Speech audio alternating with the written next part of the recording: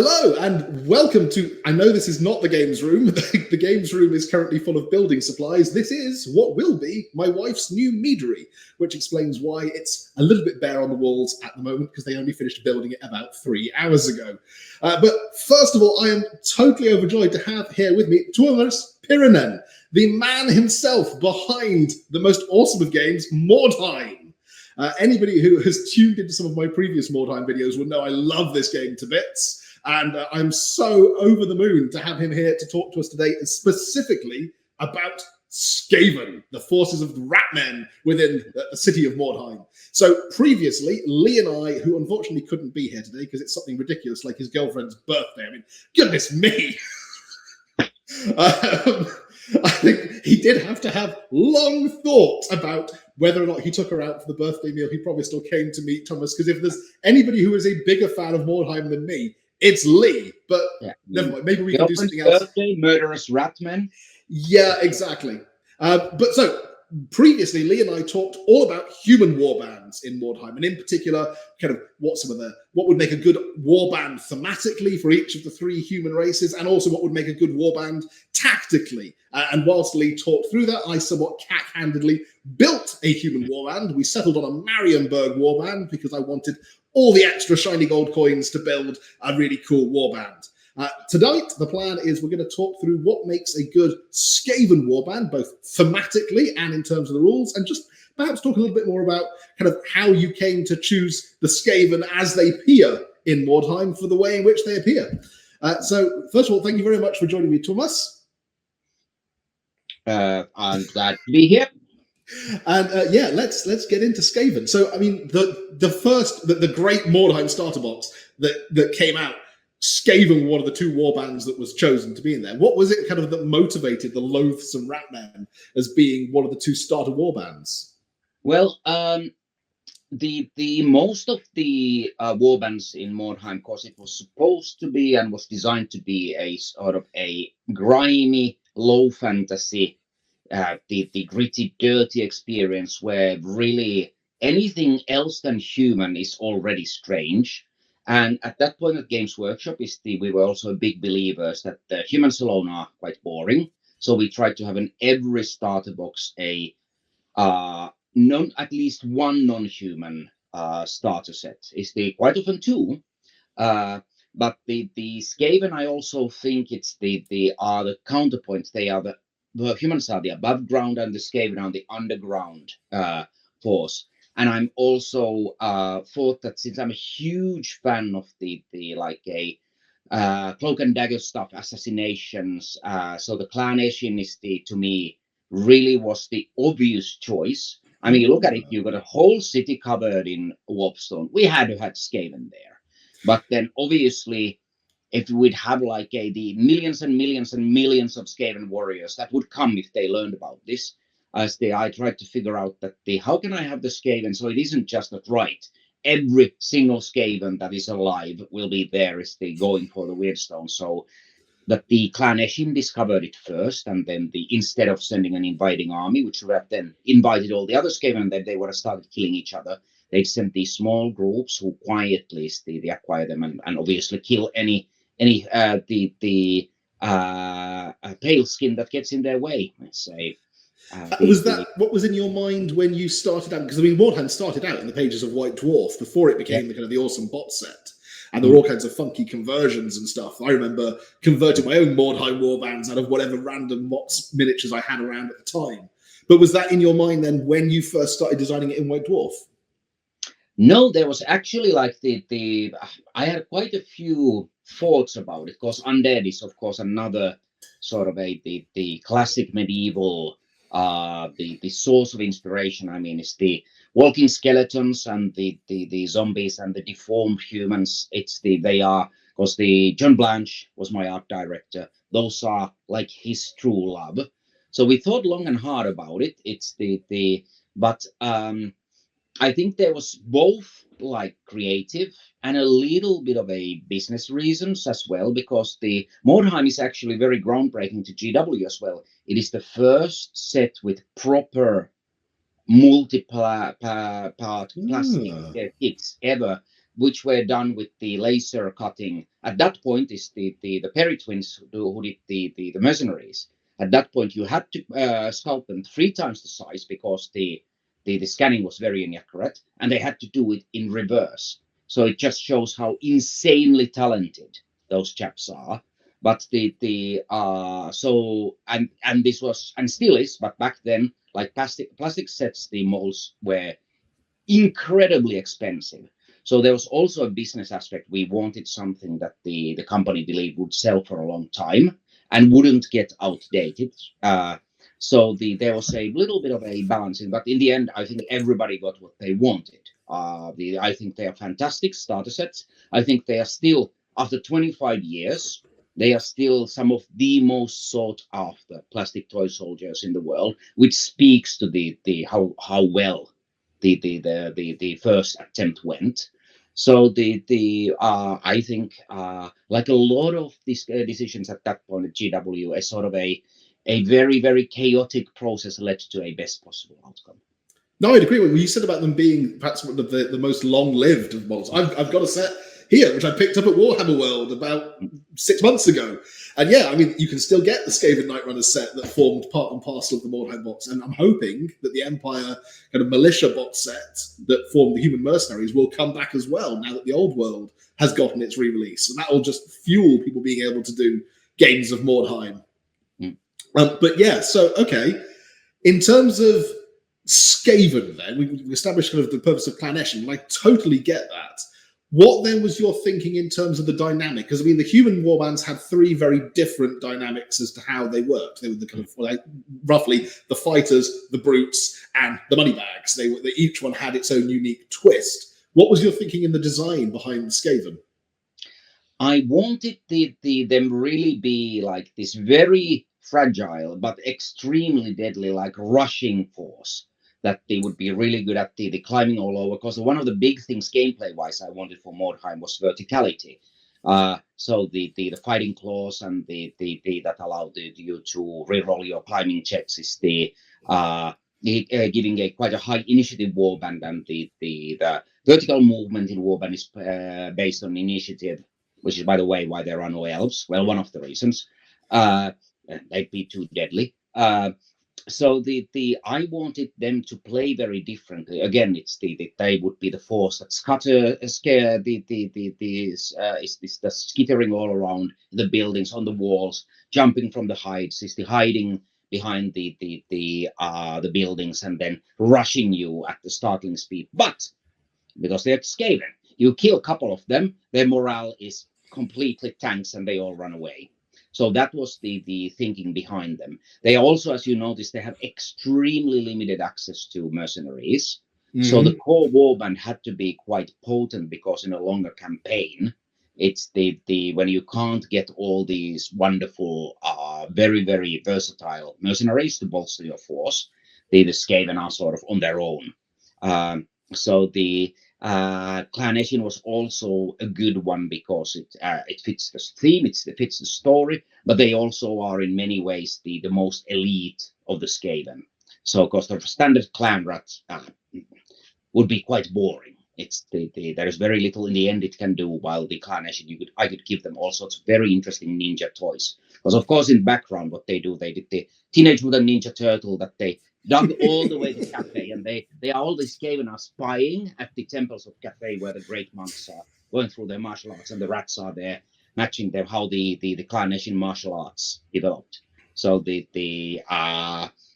I think it was the right choice, both the setting and for the gameplay. But yeah, the rush is this fragile but incredibly potent rush force. That was the gameplay thinking.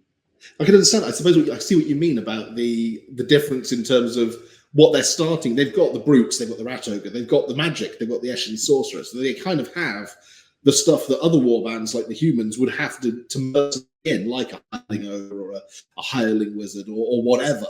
So I can see, I suppose, yeah, the Skaven need to have that all baked in, because what wizard worth their salt is otherwise going to hire themselves out to the Skaven unless they're already half mad and on their way towards chaos. Yeah. I mean, Skaven would just eat them anyway if they get, hey, I would like to join your warband, and Skaven, hey, dinner's served.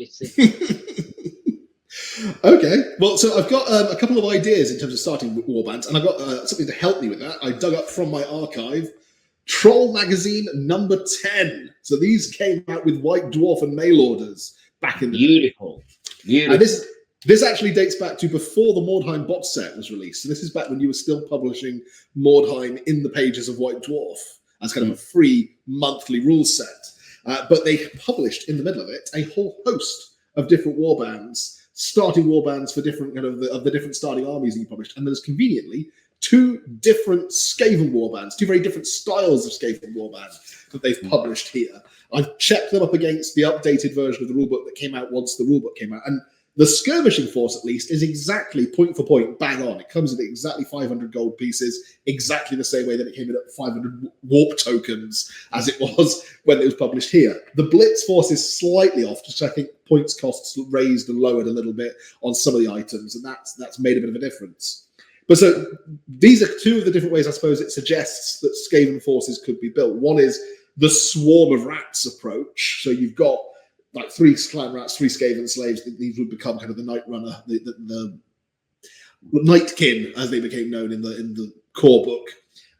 There's a slight differentiation between them here into the two different classes when you were first writing it in White Dwarf. Yeah. But you've got, essentially 6 henchmen, 6 infantry, backed up by 6 giant rats, and then an assassin adept and a gutter runner. And then the alternative force that they've listed here is very much kind of the mirror of that. The Blitz force, it's a small number because it's an assassin, a gutter runner, a rat ogre, and 3 henchmen. So you're really kind of hurting on models there in terms of you lose a couple of third of your warband gone, but you are backed up by the sheer brute might of the rat ogre. I suppose what's also interesting here is that they have gone fairly heavily in terms of almost everyone's got light armor, almost everyone's got shields on this. Which I think when I was thinking about how I would build a Skaven warband, I would have skimped on the equipment, on the basis I can buy that later, and bulked out with numbers in my starting warband. Yeah. What are your thoughts about the different ways that Skaven can play in Mordheim then? To me, it's more about are you a tournament player and trying to optimize, which is boring, but the Skaven are most certainly one of the most potent forces in the game. Or are you more sort of going for the flavor? Now, I designed Mordheim like the campaign system, unless you're playing one-off games, campaign system very strongly encourages to take maximum heroes. That's not a mistake, because the heroes are where you get the interesting injuries and you have more choice of equipment and you have interesting powers. But the henchmen are very important because there's specialists like the Rat Ogre that you can't the otherwise get, like a big bruiser. But they also are very easy to track. They are way easier to manage and maintain, which was always my problem with Necromunda. That after a little bit of a campaign, since every single ganger was like a hero in Mordheim, that I got overwhelmed. But I am a big believer in the starting with the people to do. Of course, I get interesting exploration results. I get a very varied gameplay. It's because the Eshin Sorcerer versus the Night Runners they offer very different experiences. And I try to give every hero at least some interesting twist or angle or skill selection that would make it that, hey, I can build something different here. So to me, I max out heroes, and I made Skaven have 6 heroes for this reason. And then I would usually go for numbers. It's so I would try to have enough of the Eshin clan rats that I would have at least is the couple of henchmen groups, one for shooting, one for close combat, and then the swarm of the giant rats, which I really used very much as the enemy charge interceptors, so that then I'd get a counter charge with with my heroes, because the charge intercept, which is now used quite a lot in 40 game, it didn't exist in Games Workshop back then. It was Mordheim that introduced that. No, I mean, in terms of like fantasy, for example, you might have a small unit that you'd send out to draw out things like goblin fanatics and stuff. But the idea of having a sacrificial unit to just draw out an enemy charge so that you can in turn charge them, I suppose that tactically wasn't talked about much. Mm. No, and there wasn't specific rules for that. Like that was a very specific one that the ones who come within certain distance of the fanatics, they were what were called the charge stoppers, because you'd put the just couple of guys and then the enemy would charge and then Hmm. they would stop on the wall and then you'd get the counter charge, which I removed that ability in the 6th edition because it was annoying that you have like 100 knights and then you have 2 goblins and all those 100 knights they have to stop. So I did the overrun rule to get rid of. Mordheim has the special rule that you can't come within an enemy within 1 inch without charging them. So you could sort of screen your main heroes so they would get a counter charge, which led into I think, much more interesting ones. But out of those 2 forces, it's neither one of them would be very like how would I say, tournament friendly, but they are very interesting ones because if you have the rat ogre, that will make or break your warband because there is so much power there and they are so fearsome and dangerous. They're so strong, all 3 attacks, super dangerous. So then the game becomes a game of can I kill a rat ogre, while the swarm is the can I cause enough casualties, which are not that difficult to cause against Skaven if you ever get to go, because there's so many of them, they're so fast. Because the Skaven leadership will never go above 7, so they are in a very tough position, especially in longer campaigns when it's every single break test they take is 50-50. Well, I've planned out for all eventualities for this because the idea, the rough idea is I've already assembled the human warband. I'm going to work at a Skaven warband, and then Lee and I are going to get together and film ourselves playing the 2 of them off against each other, which should be really quite interesting because my plan is to make Lee play the Skaven because he's never played Skaven. His normal go-tos, as I understand it, are witch hunters, possessed, sisters of Sigmar, and lizard men. So yeah, he played a Lustria. They had a whole Lustria campaign version of Mordheim at their club a couple of years ago. So I've got myself a suitably Eshin looking rat ogre. It's one of the 6th edition rat ogres, all draped in bandages to kind of match the Eshin cloak to look. But equally, I've tooled myself up with the Eshin sorcerer in case we rather go down the route of max out on the heroes. I've got myself a suitably nifty assassin adept, and I've got a whole box of Skaven goodness ready to build whatever would work well in a warband. So let's talk about maxing out characters. You said there's 6 character slots available for the Skaven. And I suppose kind of looking in terms of what we did with the human warband, much like you said, we maxed out characters because Mordheim is a game about characters. It's a game about developing an ongoing narrative in your campaign, getting injuries, getting experience, getting cool, nifty gear, modifying your models as you go to make it a growing narrative kind of campaign. But so obviously the assassin adept we have to have. So I've got myself one of these. And he's got a couple of options within the rulebook, hasn't he? He's got the option for the fighting clause, which, as you mentioned, is nifty for doing things like climbing the scenery and so forth. Or he's got the option for, I think it's paired swords, isn't it? And I think he can even upgrade those to weeping blades if you want to go all in with poison, although that is quite expensive at the starting level. Yes, for a toughness 3 1 wound model, that's you are taking a fair bit of risk. One ill-placed crossbow bolt, and that's a very large point sink down the drain. Taking on board what you've said about the fact that the Skaven were designed to be very much kind of the sneaky climbing over the scenery warband, I think including at least a couple of models with fighting claws seems like a good starting point for the warband because it seems to fit what you're describing as being kind of the ethos behind the Skaven, how they were originally intended to play. There is, of course, it also depends on your table. Like Mordheim is at its best with very dense terrain, and then the fighting claws really work on your favor because you have lots of places to climb into and do diving charges and whatnot. However, if you have maybe you're just beginning with your board and there's much more open space, then maximizing killing power with weeping blades could be a better option, simply because if you don't have that many options to take advantage of the special rules of the clause, then it's a little bit of wasted points. But again, this is true for any skirmish game that your gaming group's gaming table dictates a little bit how you approach it. Also, how you want to play. Like what I described is risky. Like the diving charges are glorious, but often also fatalist. Yes, but right there.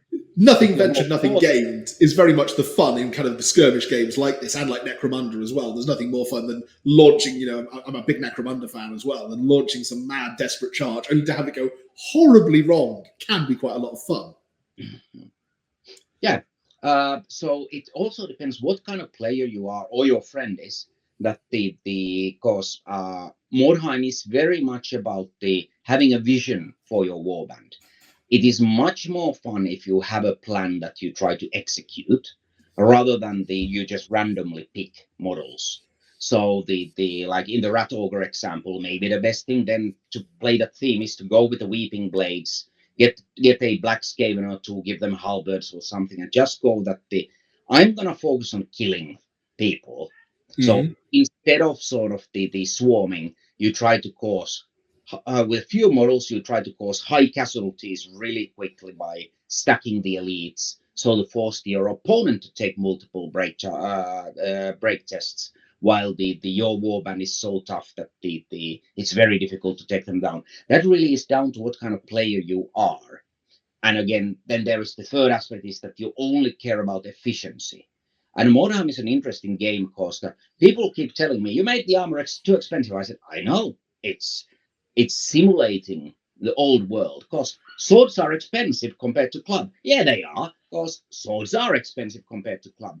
I made a conscious choice that Mordheim is more sort of you living in the Empire at that time period, and a suit of plate armor, to give you a comparison at that point, that would be 7 million quid is in today's money to have a really top gear, the full plate armor, and it isn't cheap. And there is another, obviously, if I was making a pure tournament game, I would have taken a wholly different approach to the point cost of the equipment. But that's a decision I made, and I stand by it. And I think it's part of the charm and immersion of Mordheim, that if you have enough money for heavy armor, yeah, it might not be the best investment, but then you can strut in the battlefield and show your opponent that look who's rich.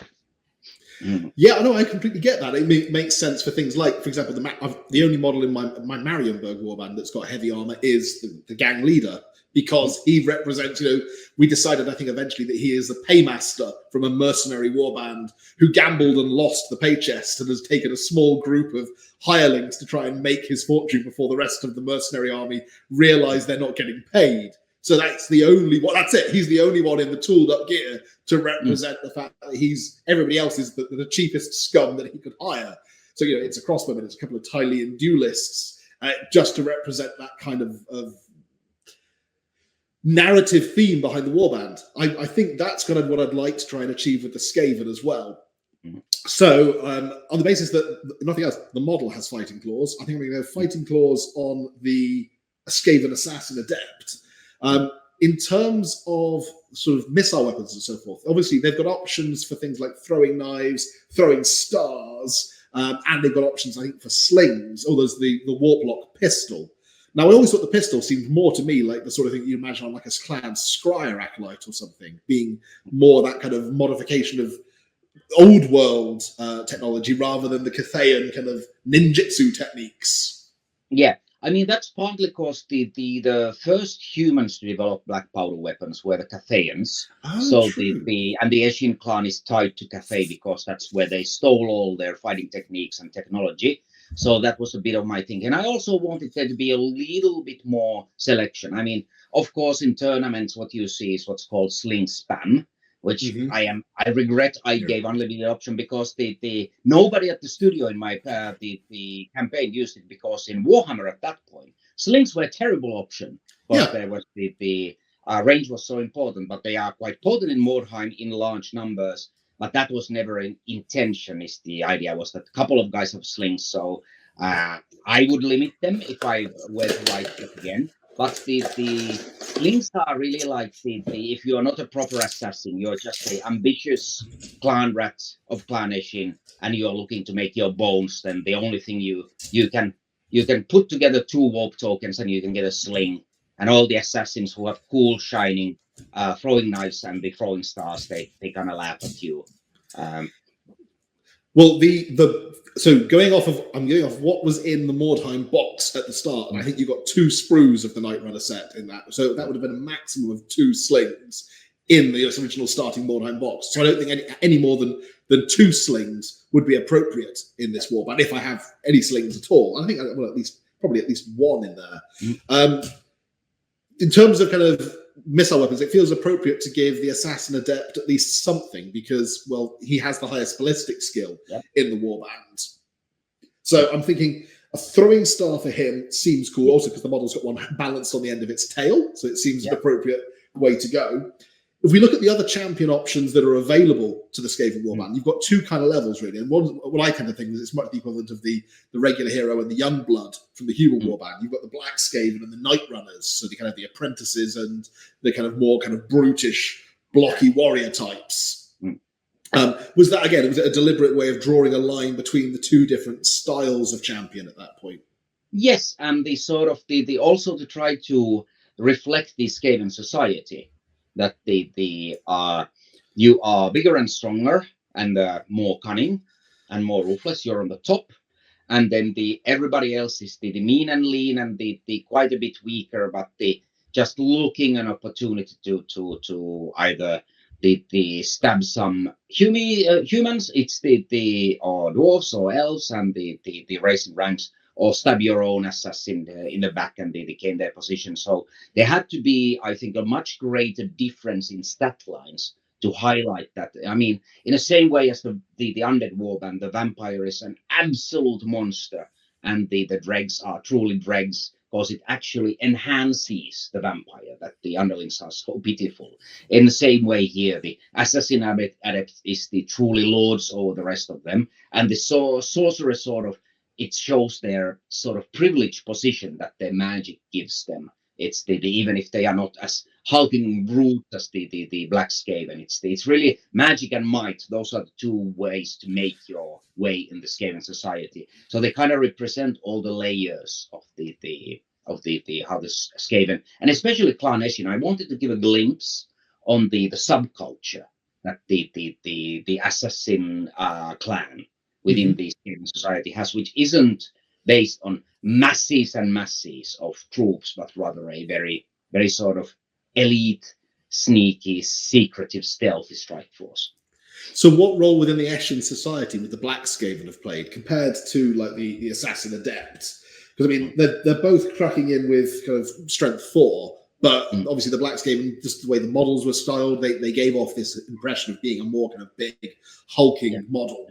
Yeah. So you'll notice that I gave them lower movement as well. So I see these guys is a bit like thuggies. You'll notice that the Night Runners, who are apprentice assassins, have movement 6, Assassin Adept has 6, but the Black Skaven have the normal 5.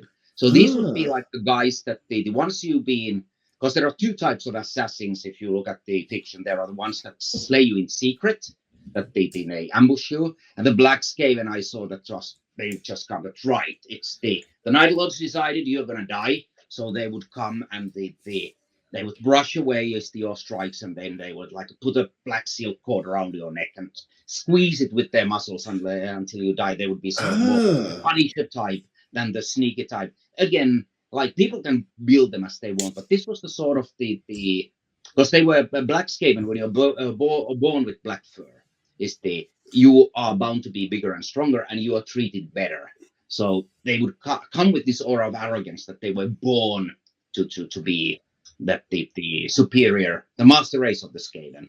So kind of the Clan Eshin version of Storm Vermin, then, in that regards. Yeah. But obviously, like think more of they would still be assassins. So the poison blades is the strangle, like they come from behind, is to strangle you with raw strength. It's the corner you when you're alone and just to make an example of you, so there's just a bloody pub. These were like the fictional views. Of course, you want to build them as straight up assassins, more than welcome to do that, but I wanted to give that a little bit of depth to them.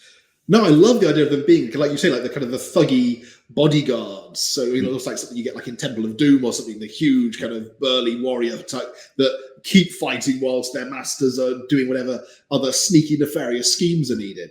I suppose in that regard, then, in terms of weaponry, I'm probably better off looking at things like you say, like a halberd, something to enhance their already boosted strength, like a halberd or a flail or something in that regard. Could be quite cool. Yeah, and again, this is I love writing a lore for all of my warbands, so that the sort of my warband reflects the fiction and vision I have for the warband. Again, there is a great difference if you're purely like you're trying to win a tournament. Like I'm going to one in Italy this weekend. Yeah, Really? you'll probably take slightly different choices. But when you're playing a narrative campaign with your friends, I really think that these having sort of an idea as to how they came to be, and they have their equipment and weaponry to match that. I think is a really fun way to play, and it also means that because tournament winning usually means a very mono-style warband, so everybody does the same thing. So having the Black Skaven is a bit more, how would I say, warrior-like, gives you a slightly different options and the more flavor and the variety when you're playing, even if it doesn't mean that you are absolutely squeezing every bit of the advantage you can out of the rules. No, I think you convinced me. I'm just kind of clipping off a flail now, and I'm probably thinking that the spears that came with the sprue can easily be converted to become a Skaven-y halberd with not too much difficulty. Did you see? Are you off to a Mordheim tournament this weekend? Yeah, Mordheim is absolutely gigantic there. I'm going to Modena play. They run. I was there last year. They run an enormous and incredible Mordheim tournament, like tables you wouldn't believe in. And I'm just stunned. I mean, quarter century, and if anything, the Mordheim is stronger than it's been ever. It's it's incredible. The Italians love their Mordheim. It's and they are ruthless tournament players, but they also, because Italy is very much a high culture and artistic country, they also love the floor side of things. So I think it's a wonderful tournament. It's to attend to, and they're awesome people. So yes, and I'm sure there will be plenty of Skaven Warbands there. So I'm going to ask, what warband are you taking to the tournament? Oh, I'm not playing because I'm the creator of the game. So everybody, I mean, any question about rules, I am in a pickle. If I judge in favor of myself, nobody can even discuss or call an umpire, and and everybody will be looking at me to resolve any questions that might arise. So I don't think that's very fair for other people playing against me unless we're playing a pure friendly tournament. I think it would be unethical for the designer to attempt to. No, I suppose that makes sense, but it's a bit of a shame that obviously you're going to get to go along and see all kinds of awesome Mordheim warbands, and I'm sure if you get a chance, take some pictures up, because I'd love to see them on your Twitter feed, because that would be awesome. But it must be quite sad to go there and not be able to take part in those games. Oh, I'm playing a celebrity game with Alessio Cavatore. He's coming as well. So oh my god! Yeah. So but this was because we are both highly competitive, so we always agree before we play that this will be a pure fun game, because I mean, I was a tournament player, he was a tournament champion as well. It's we want to have fun, so it will be exhibition match for the enjoyment of everybody watching. It's I remember he's a previous Warhammer Fantasy Grand Tournament champion, isn't he? In Italy, yes, I believe it's I do not believe he played in the one in UK. It's because he joined before we started running because me and Jervis started the grand tournaments. So there wasn't one. Alessio had already joined at that point. Okay. Because I remember seeing his Bretonian army in the pages of what was maybe it was his Italian GT Bretonian. Yeah. It was gorgeous. Yeah. Oh no, it's Alessio is obviously a great friend of mine, very close one, and obviously like he came joined my team when I was running Warhammer. It's and turned out to be superb game designer, super proud to have him as a friend, and they always excited to see what he's designing and he's a huge Skaven fan, massive. So, okay, do you know, I mean, you're playing this exhibition game then, what warband are you using, and do you know what warband he's using? I'm bringing my witch hunters. So they might have a warband that they want me to play. They are not telling, because it is there as much for the audience to enjoy rather than for us. I could always, when I visit Nottingham, play with Alessio. This is for the enjoyment of the people. I should keep. I could easily get distracted on this because this is absolutely some of the stuff that I love about kind of Warhammer era, and in particular the work that you, Alessio, Rick Priestley all kind of did, and Jarvis all did on Warhammer throughout that era is just brilliant. I will try and stay on track because as people who regularly watch my videos know, I am easily distracted. In terms of then, so the Night Runners are very much the alternative. They are the Youngblood version that they have, although they have the same kind of movement rate as the Assassin Adept. They are obviously the lower weapon skill, the lower kind of starting level. Again, what would you think would be a good starting kit, given that their weapon skill is worse than their ballistic skill? Is it better to then equip them with slings or throwing weapons, or is it better to just treat them as almost disposable heroes that you can throw into the melee of combat and see whether or not they survive? I quite often had them with spears and tried to get them in the position to cause you get the first strike when you're intercepting charges with them, and they also then try to, if another model put a enemy down, I would come and finish them. It's because they level up so quickly, because they are obviously rubbish, but on the flip side, they very rapidly proceed, and Skaven have access to some excellent skills when they do the level up.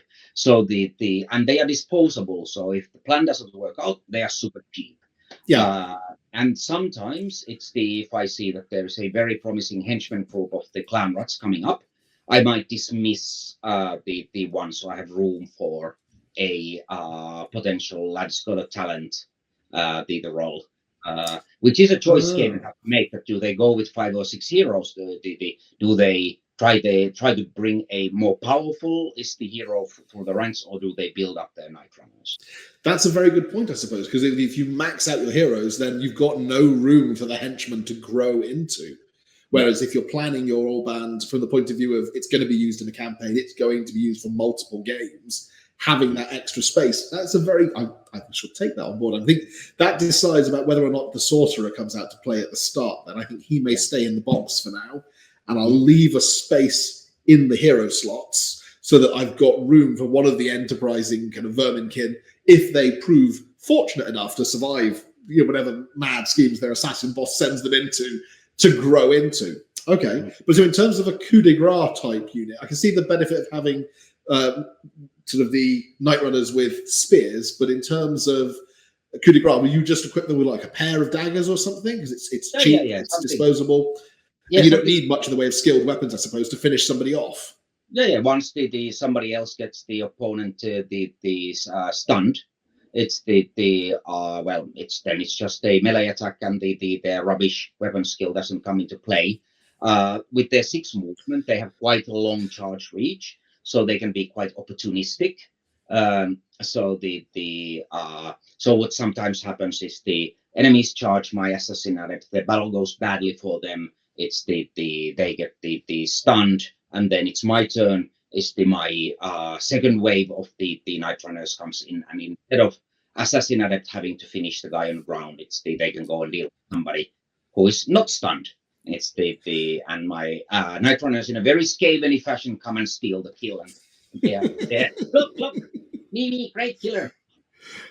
No, that makes a lot of sense. I think again that makes a nice alternative and almost kind of a narrative role. Like they can follow the Black Skaven around, let the Black Skaven take the enemy down, and then dash forward and steal the kill, or follow one of them behind a pack of henchmen. I suppose let the henchmen mob the enemy first and take him to the ground, and then the Night Runner can pop in and finish him off. Or they charge, and you can also have it that they are slinking there behind the assassin or a Black Skaven, and the big boys rush in and charge, and but they charge too, and then I do the attacks in order that I try to get the stun with the others, and then it comes between the legs of the assassin and stabs it with the spear or a dagger. What are your thoughts in terms of armor on Skaven? Because we talked about armor and obviously the expense of it for particularly like the old world troops. And I mean, that's one of the things I meant to say actually when we were talking about armor was I love the fact that helmets got their own unique rule because I've put a few helmets just on some of the kind of like the champions and stuff in the other warband because A, the models had helmets and it seemed appropriate, but B, I love the fact that it gives just for a relatively low cost that protection against being stunned. Yeah. But what is your thought in terms of armor for Skaven? Because I suppose they're not bound by quite the same economics that old world armies are. Yeah, I mean the choice really is that because obviously people are sort of a leery of the armor, but it's still most attacks are strength free, and roll of 6, it's still a 16.6% chance, which is not nothing at all. So it really is that because one thing people also don't think about the armor is that the armor save is something that comes from no other source except armor and shields.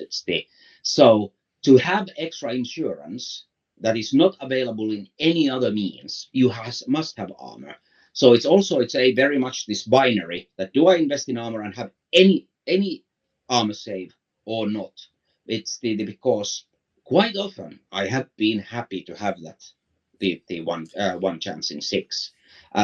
It's very easy to dismiss, but it's more of a how cautious player you are.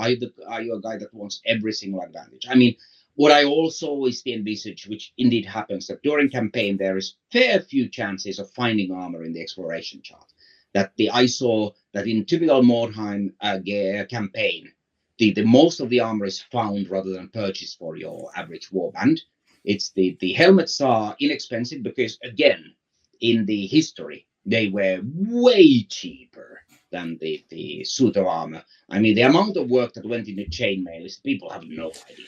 Oh no, I've got a chainmail shirt that I made myself. My history is long before I started doing YouTube stuff. I was a historical war gamer, and I've got a fond memory of being sat in accident and emergency one evening with a friend who managed to boil his hand in an accident. And there's two of us there in full Viking kit with needle nose pliers, happily knitting a chainmail shirt as the drunks and everybody else were brought in for the evening. But I know just how labour intensive it is, and that's just making it with kind of with modern already pre-made wire wrap, not having to stretch the metal out to make the wire, then fashion it into rings, harden, cool them, and then go for it. And this is split mail I'm talking about as well, rather than riveted mail. I have one friend who was a complete masochist who made his own riveted mail shirt and was there with a tiny little ball-peen hammer, a little anvil, riveting every single link. Yeah, there's a cool suit of armor at Steam Museum that had for a prince, actual battle armor. And every single chain link had the carved text is the God is with us and those we cannot. Oh my God. Like I say, I've seen, I think it's in the Tower of London Museum, there's some of Henry VIII's armor includes chainmail socks. I thought was particular. And because it needed to be comfy to be enough to be worn inside a boot to protect his feet, the mail is suitably small enough that it is the mind boggles about how they made it. I wouldn't want to try and make it with modern technology. And there it is made, over 500 years ago. Yeah, exactly. Yeah. Okay, so I think, perhaps we'll rely upon our natural high initiative and nimbleness rather than spending our warp tokens on armor for the Skaven. Yeah. Just because I love the model so much, I think a rat ogre may have to make his way in here. But that means I'm going to have to be careful about in terms of what models I fit into my henchman allowance. Because like you said, I don't want to drop my numbers too low. And I have to have at least as many henchmen as I've got heroes in the warband. So if he's taking up one slot, that means I need to leave enough points for at least 4 Verminkin to back him up to provide fodder for the rest of my heroes to lurk behind. Now, here is another interesting tidbit with because obviously the Rat Ogre also needs a hero to make sure it doesn't go stupid.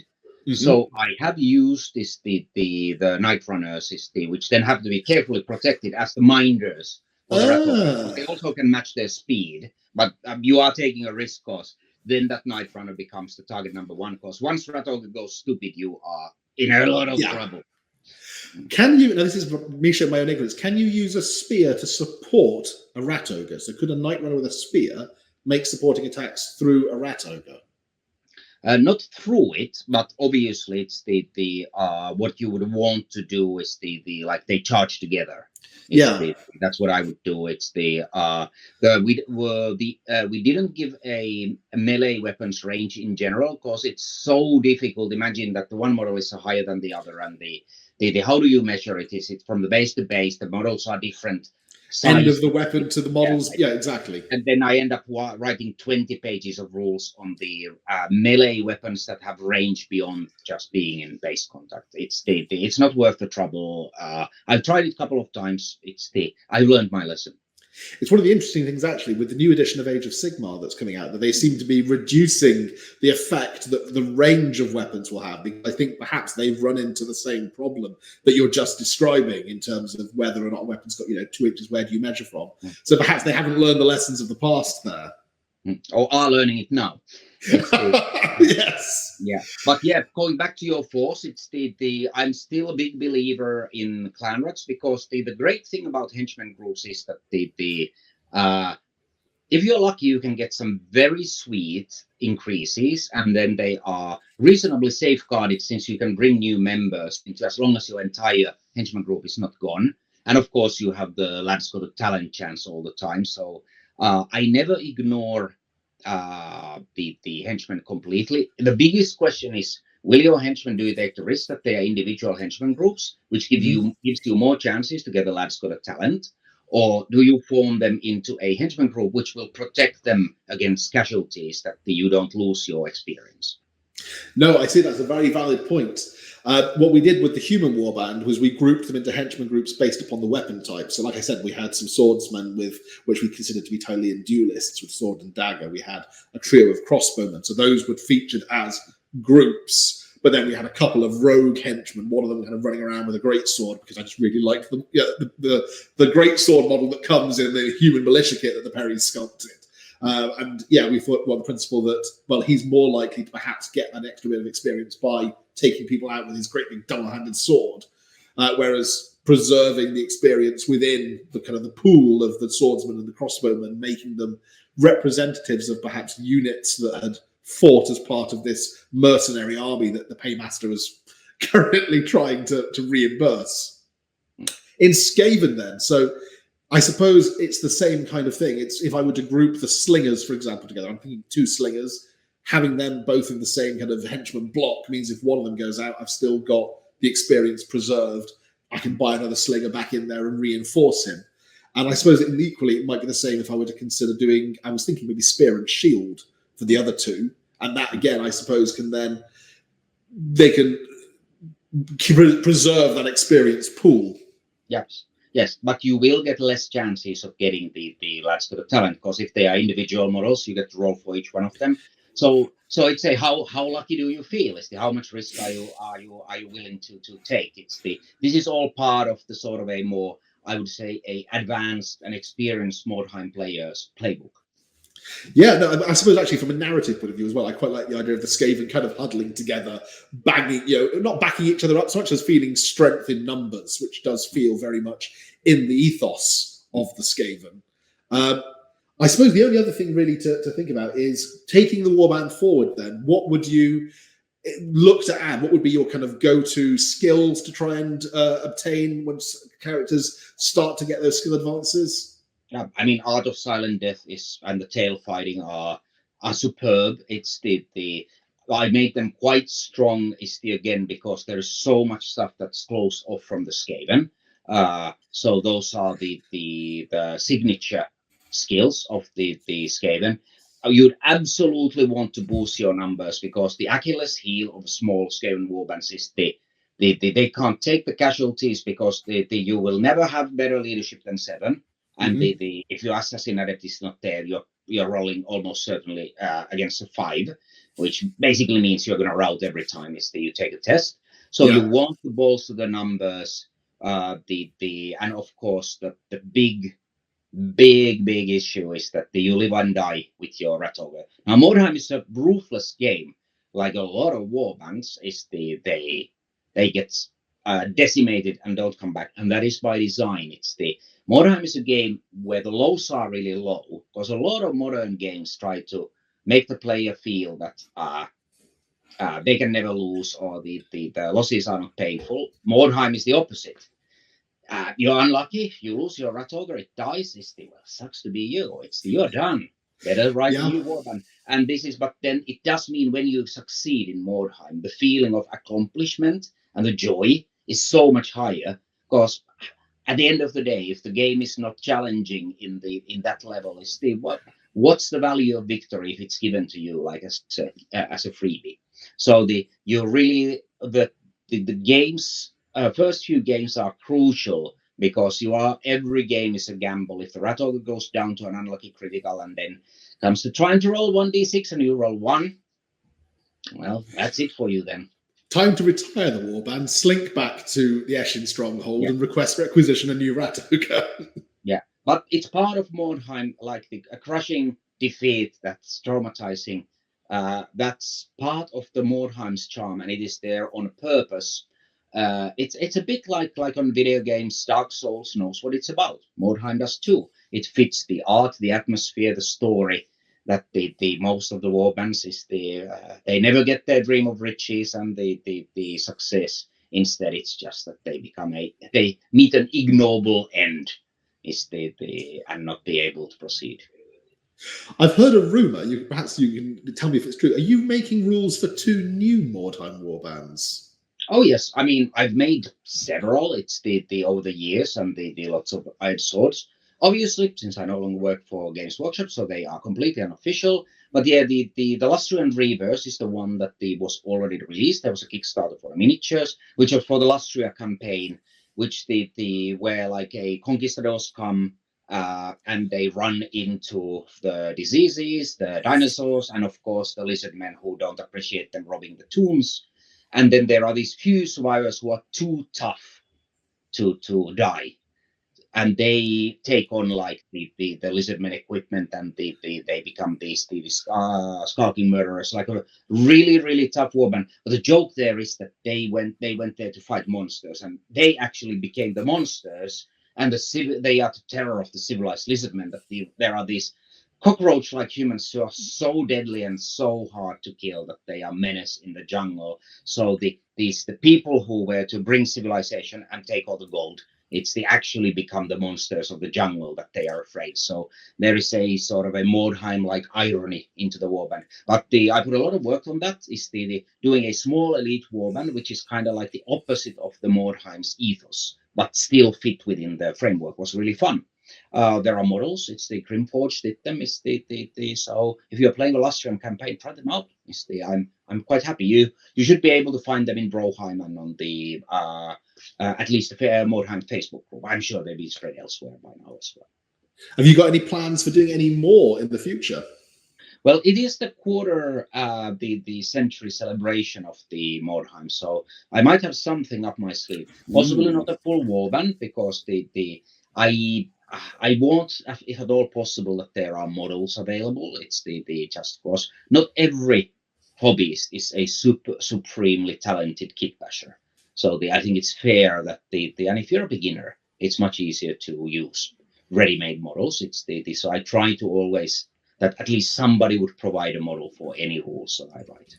I think as well, since bits orders like we used to get in Troll Magazine have gone by the wayside, since now if you want to convert something, you basically have to buy a whole kit just for the one bit that you want. Yeah.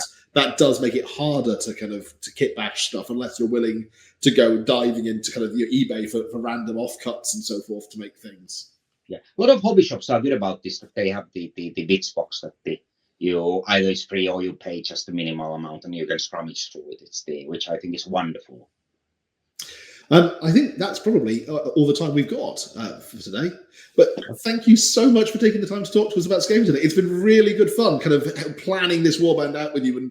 And once I've got it assembled, I will be hopefully at some point in the near future filming something with Lee, testing it out. Lee's gaming club down in Bristol have got a great big Mordheim board that we're going to play it out on. So hopefully there'll be lots of terrain for the Skaven to clamber over.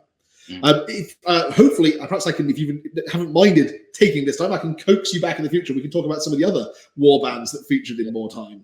now you've talked about your partner in crime so much. It's the I want to see him. It's the and you can bring your wife and she can tell the tales of war with your gaming taking over the house. So, that would be quite fun. And the ping me when the video is ready so I can watch it. Definitely. Tuomas, thank you so much for taking the time this evening. Thank you. It was great fun.